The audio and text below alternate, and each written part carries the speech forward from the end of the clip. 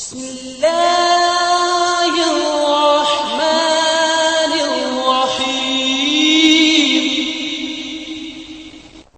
السلام علیکم ورحمۃ اللہ وبرکاتہ.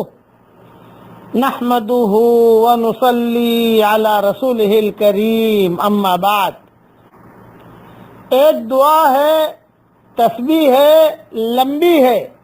اس کا امیجز تو بنا کر میں نہیں دوں گا، لیکن پڑھ لیجئے تاکہ جو ہے بہت زیادہ ثواب مل جائے.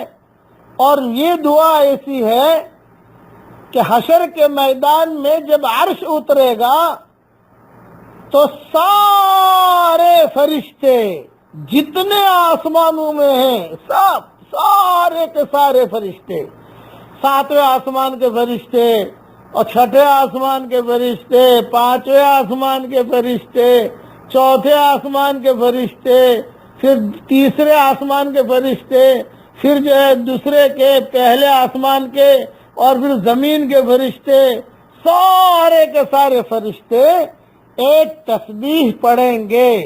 وہ فرشتے تو اس وقت پڑھیں گے، بھئی ہم ابھی پڑھ لیں بھائی، اللہ کی بڑائی کی تسبیح ہے. تو آپ کو میں آہستہ آہستہ پڑھا رہا ہوں، وہ پڑھ لیجیے آپ، تاکہ اللہ تعالیٰ کو بھی خوشی ہو کہ فرشتے تو پڑھیں گے حشر کا میدان میں. سارے فرشتے، ایک تو ہے اللہ کا جب عرش اترے گا اس وقت میں 4 فرشتے اللہ کے عرش کو اٹھائے ہوئے ہیں. حشر کے میدان میں 4 فرشتے اور آ جائیں گے، 8 فرشتے ہو جائیں گے. وہ تو تسبیح اپنی پڑھ رہے ہیں الگ الگ، میں نے آپ کو پہلے بھی پڑھوا دیا ہے. یہ جو پڑھوا رہا ہوں، حشر کے میدان میں جب عرش اترے گا تو سارے فرشتے ایک ساتھ ایک دم شور سے، زور سے پڑھیں گے. حدیث شریف میں آتا ہے، اور بہت زور سے پڑھیں گے. وہ پڑھ لیجئے میرے ساتھ. اب میں آہستہ آہستہ پڑھوا رہا ہوں، آپ بھی پڑھ لیجئے، بچوں سے پڑھوا لیجئے. سبحان ذی الملک والملکوت، سبحان ذی العزت والجبروت، سبحان الحی الذی لا يموت، سبحان الذی یمیت الخلائق ولا يموت، سبوح قدوس رب الملائکۃ والروح، سبوح قدوس سبحان ربنا الاعلی، سبحان ذی السلطان والعظمت، سبحانہ سبحانہ ابدا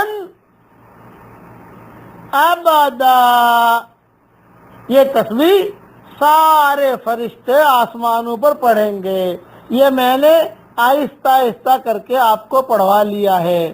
یہ حدیث بکھر موتی جلد 6 صفحہ 220 صفحہ 221 پر ہے، اور اوپر کی کتابوں کے حوالے آپ وہاں دیکھ لینا. وہاں تک پہنچنا آپ کے لیے مشکل ہوگا، اس کے لیے بکھر موتی کا حوالہ میں نے دے دیا ہے.